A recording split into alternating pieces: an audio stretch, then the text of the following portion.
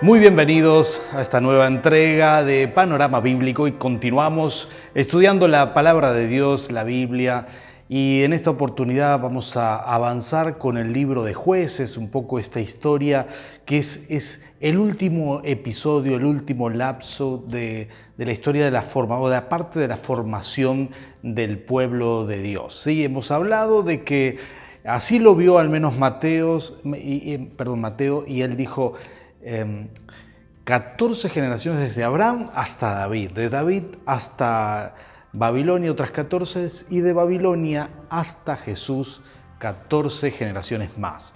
Y estamos viendo estas primeras 14, estamos a punto de terminar estas primeras 14 generaciones, este primer periodo del pueblo de Dios, la formación del pueblo, donde Dios elige un hombre, Abraham, y a través de él forma un pueblo. Hemos visto cómo ese pueblo creció en Egipto bajo presión, pero Moisés lo libertó, lo llevó por el desierto, pero Josué fue quien lo entra en la tierra prometida y en plena conquista empiezan a sentarse en la tierra prometida.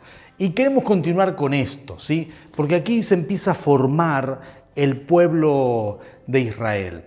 Hay muchas perspectivas distintas acerca de esta historia. Algunos van a decir que esta es la peor y la más horrorosa de las historias de Israel, el peor momento, el momento que tocan fondo, y yo casi que estoy de acuerdo con esto, excepto por algunas interpretaciones del Nuevo Testamento que le dan otra luz, ¿no? Vemos que empieza después de Josué una historia un poco triste, pero yo quiero ver aquí que veamos juntos algunas claves para interpretar la Biblia, para aprender a leerla, algunos conocimientos que son importantes y hasta diría yo fundamentales. Por ejemplo, conocer un poquitito más de qué eran las tribus de Israel, quiénes eran las tribus de Israel. Bueno, vamos a leer en toda la Escritura, en el Nuevo Pacto también, vamos a leer que la Biblia siempre habla de las tribus, las 12 tribus. Jacob tuvo 12 hijos. Sin embargo, hay una repartición de las tribus, de la tierra, cuando entra Josué, una repartición muy interesante. Para eso vamos a ubicarnos en pantalla. Aquí vamos a ver un mapa de lo que fue la conquista, cómo se establecieron las tribus. Esto pasó en tiempo de Josué. Josué les hizo cruzar el río Jordán. Pero podemos ver y apreciar que aquí estaban, del otro lado del río, había estos pueblos que hemos introducido en algún momento, hemos hablado quiénes eran esos pueblos. ¿Sí? Estaba el pueblo de Aram, el pueblo de Amón y Moab. ¿Sí? Estos estaban del otro lado del Jordán, es decir, lo que es Jordán, ustedes lo pueden apreciar aquí en pantalla, ¿sí? En toda esta zona. Antes de cruzar el río ya algunas tribus se van a sentar de este lado y van a prometer que van a enviar sus soldados para ayudarle a sus hermanos a conquistar. ¿Qué es lo que sucede? Que de este lado había muy buenas pasturas para los ganados y como algunas de estas tribus poseían buena cantidad de ganado, entonces hacen estos tratos, este pacto de ayudarles en la conquista. Y esto comienza bien hasta que, luego esto se empieza a abandonar un poco, ¿no? Empiezan a abandonar la conquista. Ellos tenían que conquistar. Claro, eran como 3 millones de personas que habían entrado a una nueva tierra. Los otros pueblos eran más y ocurre un fenómeno muy interesante que tenían que conquistar a lo largo de algunas generaciones, pero esto se hace de a poco, ¿sí? Quizás unos 200 años, el periodo de los jueces, es difícil fechar todo esto, pero unos aproximadamente 200 años, pasan algunas generaciones más, y uno puede ver que en este periodo 3 millones de personas empiezan a multiplicarse, como lo fue el pueblo de Israel en Egipto. En 420 años eran más de 2 millones y medio de personas aproximadamente. Y aquí entran, 2 millones y medio de personas. Quizás cuando muere Josué podemos calcular cerca de los 3 millones de personas, pero todavía era muy poca gente para tanta tierra. Como dije al principio, algunas tribus se quedan del otro lado y en pantalla podemos ver que se ubica Manasés o media tribu de Manasés, Gad. Ustedes ven que algunas tribus se dividen. Rubén se ubican en los territorios amonitas, moabitas, los echan de entrada y tenían un poderío militar, y eso que Israel no dominaba el hierro. Esto es uno de los datos que hay que entender para ubicarse en el contexto. Los pueblos que dominaban el hierro eran superiores, sin embargo Israel peleaba con el Señor, ¿no? Esto lo vamos a ver en todo este periodo de los jueces, que vamos a entrar ahora. Pero ahí podemos ver en pantalla cómo se dividen más o menos las tribus de Israel. Voy a mencionarte las tribus porque no vas a encontrar la tribu de los levitas. Leví no tiene tribu. ¿Por qué razón? Bueno, acá está la explicación. 12 tribus de Israel. Rubén, que era el primogénito, ver al hijo significa su nombre. Simeón, ¿sí? Dios escuchó. Leví, unión quiere decir Leví. Sin embargo, Leví no tiene un territorio asignado. Porque de ahí vienen los levitas que van a estar a cargo de la adoración, del culto, del templo. En cada lugar la tarea de los levitas era fomentar la adoración al Señor. Una tarea que se va a debilitar en el periodo de los jueces. Ustedes van a ver que los levitas casi no cumplen esa tarea. Tenían que estar entre sus hermanos, dispersos en cada tribu con una función: atraer la presencia de Dios, enseñar la adoración al Señor, enseñar los mandamientos del Señor. Y ellos no cumplen como deberían haberlo hecho en el periodo de los jueces. Pero Leví no va a tener una heredad, una tierra, y podríamos decir, bueno, quedan entonces 11 tribus. No, son 12. ¿Por qué? Ahora lo vamos a explicar. Sigue la tribu de Judá, que quiere decir gratitud. Judá, Dan, que quiere decir juicio. Neftalí, que quiere decir lucha. Gad, ha llegado la fuerte, eso quiere decir Gad. Ayer quiere decir felicidad. Isaacar, hay una recompensa, eso quiere decir Isaacar. Zabulón, regalo. José, que quiere decir adición o Jehová añada. Y ahí intervienen los hijos de José. José tampoco va a tener un territorio, sino que sus hijos van a tener territorio. Es como que los hijos de José ocupan su lugar y ocupan un lugar doble.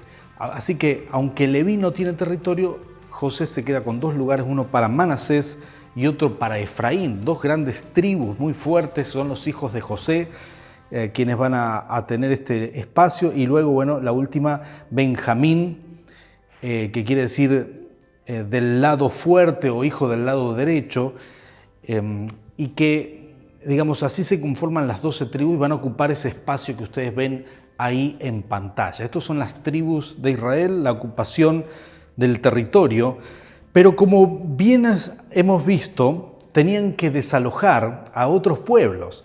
Pero aquí yo quiero que entremos juntos a la lectura de la palabra del Señor. Vamos a leer Deuteronomio 7 para entender esto, versículo 1 en adelante, porque Dios le va a dar una orden que ellos ahora van a empezar a desarrollar, ¿sí? Con Josué lo desarrollan, con Josué comienzan, pero como dije la última vez, Josué ve algo que no estaba bien, ve que el pueblo no está conectado con Dios como debería estar. Y aunque esta generación era diferente y no fue como la generación que había muerto en el desierto, sin embargo, no se perfilaba del todo bien y ya venía creciendo otra generación que no tenía quizás esa inclinación espiritual que tenía la generación de Josué y Caleb, ¿no? Ellos empezaban a detectar esto y comenzaba el periodo de los jueces. Pero este es el mandamiento y nosotros tenemos que conocerlo. Son claves para entender lo que sucede en este periodo.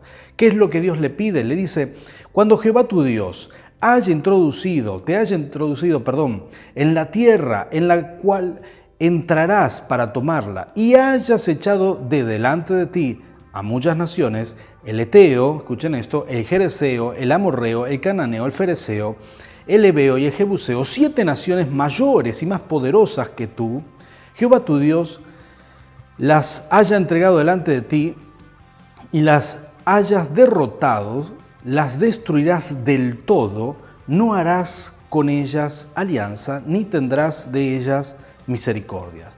Y no emparentarás con ellas, no darás tu hija o su hijo, ni tomarás a su hija para tu hijo, porque desviará a tu hijo en pos de mí y servirán a dioses ajenos. Y el furor de Jehová se encenderá sobre vosotros y te destruirá pronto. Esto es Deuteronomio capítulo 7. Estaba clarísimo, ley que da Moisés a esta generación, les dice, estas son las normas, no tienen que entrar en relación con otros pueblos, tienen que destruirlos, tienen que tomar la tierra y tienen que eliminar esos pueblos. Quiero hacer una mención especial en esto. Hemos visto cómo se desarrollaron otros pueblos, los moabitas, los amonitas, ¿sí? Los hijos de Seir, por ejemplo, los edomitas, los filisteos. No dice Deuteronomio en ningún momento que tenía que echar a estos, sino los que nombra son otros pueblos que van a surgir mientras Israel estaba creciendo en el desierto, se estaba multiplicando, en Egipto. Mientras Israel se estaba multiplicando en Egipto, había otros pueblos que empezaron a surgir, que eran poderosos, que eran fuertes, que eran el devenir. Digamos que de los pueblos que existían cuando estaba Abraham, solamente se menciona aquí a los amorreos, un pueblo muy especial. Se mencionan los cananeos como si... Cananeos es como decir todos los pueblos, porque era la tierra de Canaán. Sin embargo, aparentemente había un pueblo en especial que recibía el nombre también de cananeos. Y se menciona a los fereceos, a los heveos. Los jebuseos son los que habían construido Jerusalén, ¿sí? Y ellos ocupaban ese lugar. Los va a derrotar recién David por completo y va a tomar Jerusalén, la ciudad de David. Sin embargo, esos son los jebuseos. Y Dios le menciona los 7 pueblos poderosos, más grandes y fuertes que ellos, y tenían que entrar y tenían que tomar toda esa tierra y echarlos a ellos, pero no habla de otros pueblos como los moabitas, que estaban un poco más, se habían retirado, iban a ser vecinos de ellos, los filisteos en la franja de Gaza, los edomitas, los amonitas. Ellos estaban ahí y persistían en su idolatría. En esa época la idolatría era muy grande y todos estos pueblos, aún los 7 que tenía que echar Israel, eran pueblos que sacrificaban a sus hijos, que pasaban en fuego a sus hijos, hacían sacrificios humanos, adoraban otros dioses, como hemos explicado antes. Entonces esto realmente es una situación bastante desagradable.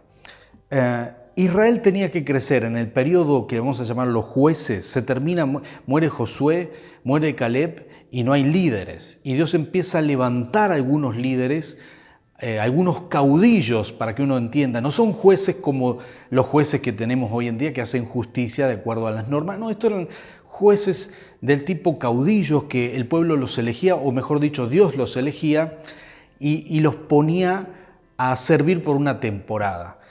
Y lo que tenía que hacer el pueblo era crecer en número, ¿sí? Tenían que multiplicarse, tenían que ser varios millones de personas para tomar toda la tierra, tenían que pasar algunas generaciones, tenían que crecer en un sentimiento de nación, no solamente tribus agrupadas, sino que eran una nación, y tenía que crecer ese sentimiento, tenían que crecer en santidad, ¿sí? La tercera cosa que tenían que crecer. Y la cuarta cosa en la que tenían que crecer eran experiencias con Dios. Y todo esto el pueblo va a crecer muy despacio y con muchas malas experiencias. No es tan negativo el periodo de los jueces como algunos lo creen, pero sí tenía que suceder todo esto, porque estaban creciendo en número. Y atención con esto, lo señalo otra vez, porque acabamos de leer un texto donde dice Deuteronomio 7, que vas a tomar la tierra poco a poco, para que lo voy a leer ahora acá. Dice, no desmayes delante de ellos, porque Jehová tu Dios está en medio de ti, Dios grande y terrible, y Jehová tu Dios echará estas naciones delante de ti poco a poco. No podrás acabar con ellas enseguida, para que las fieras del campo no se aumenten contra ti. Mas Jehová tu Dios las entregará delante de ti, y Él las quebrantará con grande destrozo, hasta que sean destruidas. Bien, quiero señalar esto de poco a poco. Van a crecer poco a poco. El pueblo tenía que crecer en número, también tenía que crecer en lo que mencionamos antes, sentimiento de nación, en santidad, tenían que ir creciendo. Y en la medida que crecían, tenían que lograr conquistar poco a poco la tierra.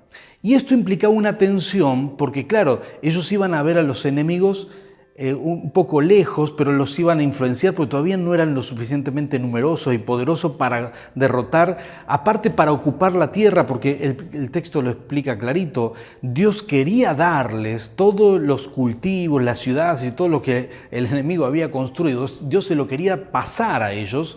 Entonces era importante que Israel tomara de a poco para que todo eso no se viniera abajo. Tenía que crecer el número para poder ocuparlo. Esta tensión implicaba que ellos crecían en número, crecían en santidad, crecían en amor con Dios, en experiencias con Dios y a medida que crecían, entonces iban a poder conquistar y ocupar la tierra. Iban a ser, digamos, iban a tener las condiciones espirituales, las condiciones numéricas, las condiciones como nación para ocupar la tierra. No las tenían, entonces tenían que crecer todavía un poco más, hacer un crecimiento distinto que el crecimiento que tuvieron en Egipto, distinto al crecimiento que tuvieron en el desierto. Este es un crecimiento especial y Dios los va a acompañar en todo esto.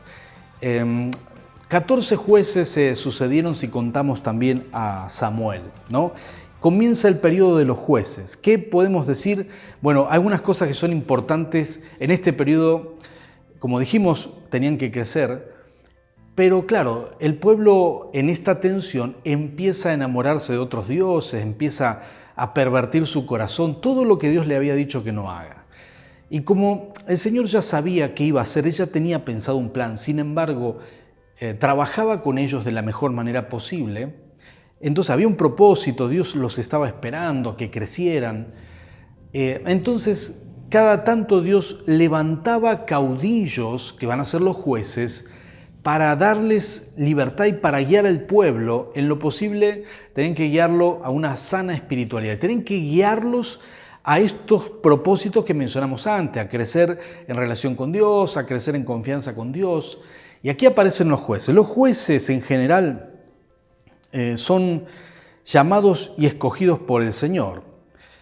Eran líderes improbables, es decir, que no los hubiera escogido otro como líderes, sino que Dios los escoge. Esta es la principal característica. Cada uno de los jueces eran con dudosas facultades de líder. Dios les va guiando en el camino. Dios respalda las batallas con poder sobrenatural. Hay una característica, aquí dice que el Espíritu Santo viene sobre ellos, en algunos casos como profeta, en otros casos con el don de fuerza como Sansón, con la valentía, el don que tuvo Gedeón, pero vienen sobre ellos, viene el Espíritu Santo y es por el Espíritu que ellos van a gobernar, van a dirigir, van a legislar bien en ese periodo. Hay una situación que es recurrente, ¿no? En el libro de Jueces, que son los pecados del pueblo. El pueblo peca y se da este circuito. Son unos pasos que se dan, son 5 pasos que podríamos describir como un ciclo destructivo del pueblo de Israel en el periodo de los jueces. Mientras va creciendo ellos, caen cíclicamente en esto. Hasta los días de Samuel, ¿no? Que Samuel fue el juez perfecto, fue el juez lleno del Espíritu Santo. Samuel es el mejor juez de todos, aunque no está en el libro de jueces, porque entendemos que el libro de jueces fue escrito por Samuel. Entonces, él mismo no aparece, sino que se va a mencionar después en Primera de Samuel.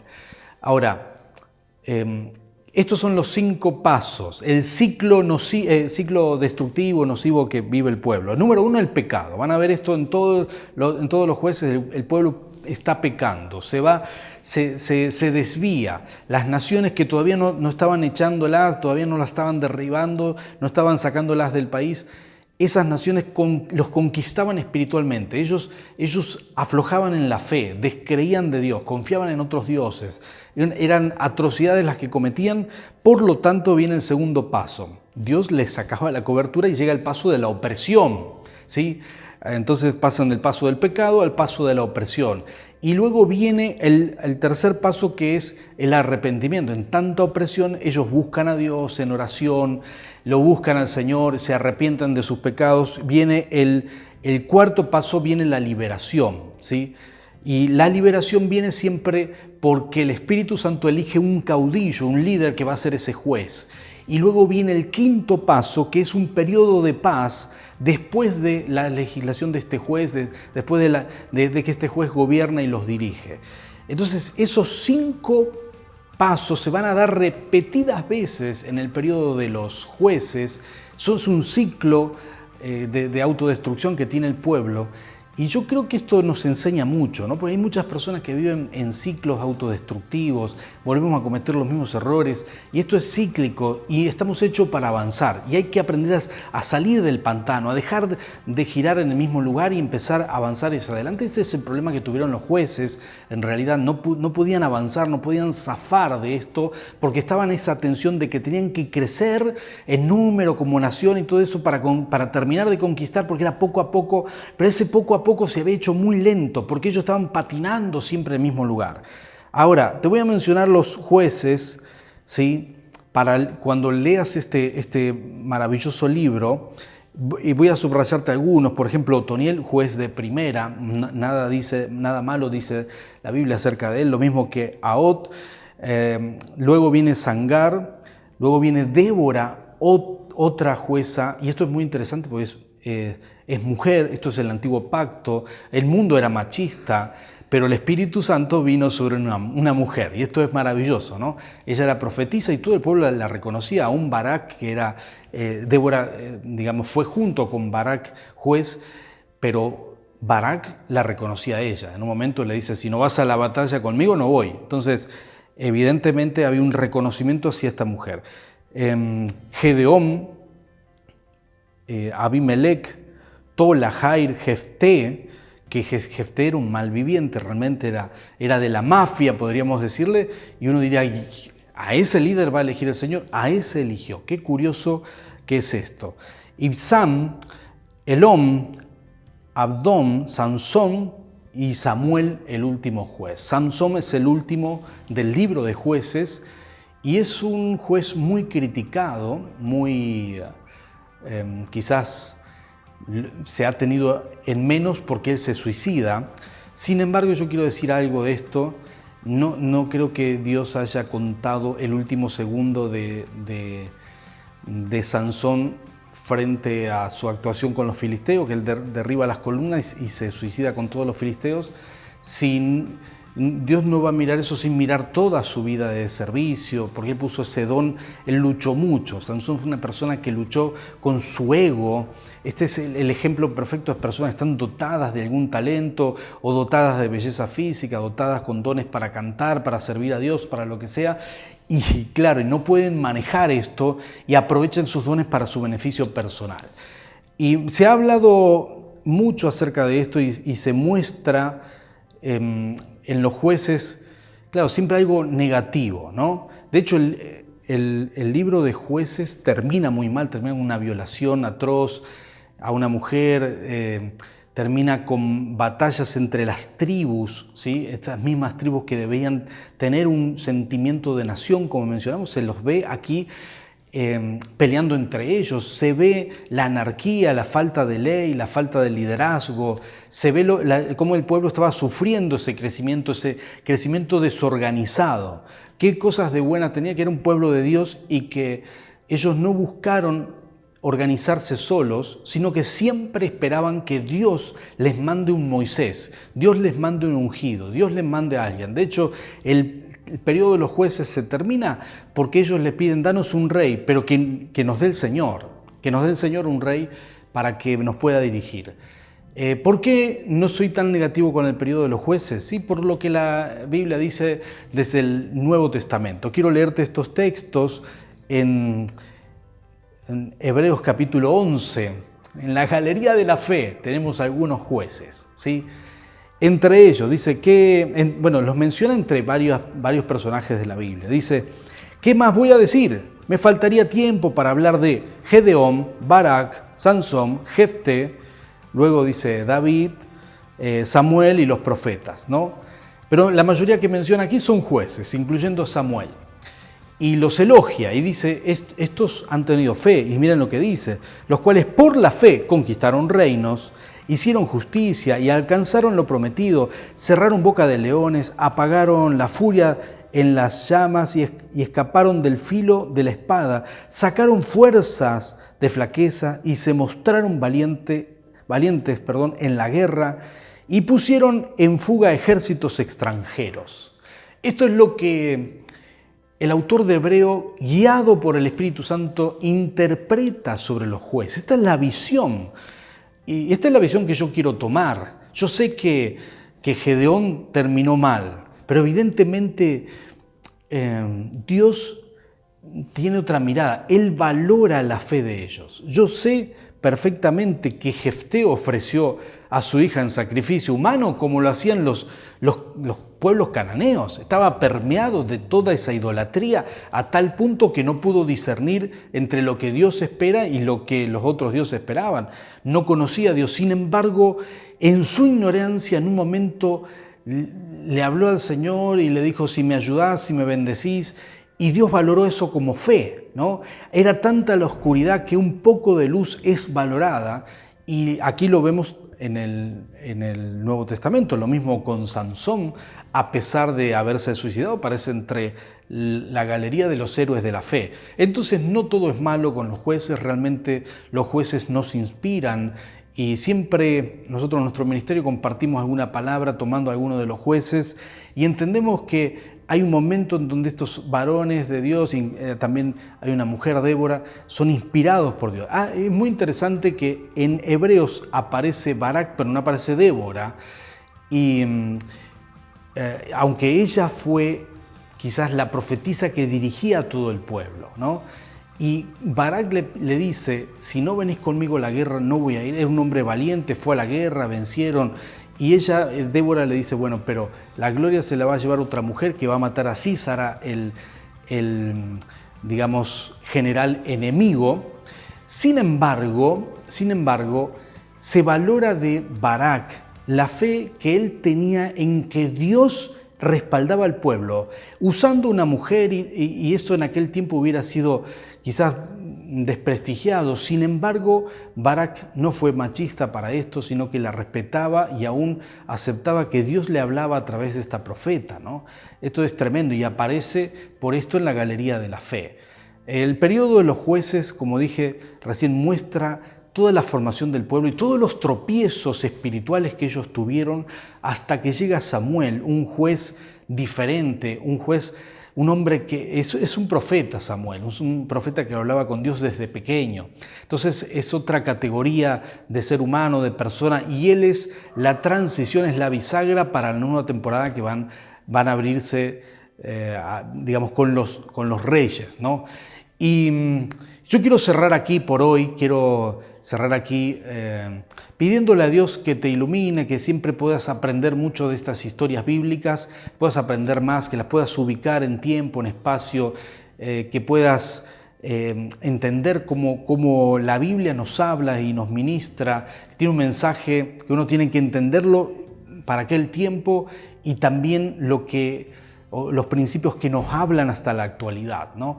Porque la fidelidad a Dios es para ayer, para hoy, para siempre. Dios también es el mismo ayer, hoy y siempre. Él no cambia y espera que nosotros no cambiemos. Espera que no aflojemos, que no estemos en círculos autodestructivos, que no estemos patinando en el barro, sino que nuestra vida espiritual siempre vaya hacia adelante, que crezca, que avance, que no frene. Ese es el plan de Dios y no hay otra manera. Y uno tiene que enfrentar esos ciclos, pensar cómo puede ser que yo cada tanto caigo, cada tanto me alejo del Señor, cada tanto me aparto, cada tanto empiezo bien pero luego termino mal. Y esas son las cosas que nosotros tenemos que enfrentar en el poder de Dios y salir adelante. Te bendigo, espero que estas series de enseñanzas te hagan crecer espiritualmente. Nos gustaría saber tus comentarios. Vamos a terminar la siguiente sesión con Ruth para entender un poco, pertenece a este periodo. Ruth es fantástico, Ruth es un libro profético, es un libro fantástico y ya lo vamos a ver la semana que viene, pero te dejo hasta aquí con lo que es el primer periodo, las primeras 7 generaciones, la formación del pueblo. Esto es un panorama bíblico, un vistazo general. Esto no es exégesis, no estamos profundizando, pero estamos viendo así en general algunas claves de interpretación, viendo los mapas. Esto te puede hacer muy bien. Hay cosas que aprendemos ahora y nos van a ayudar a leer la Biblia siempre. Que Dios te bendiga.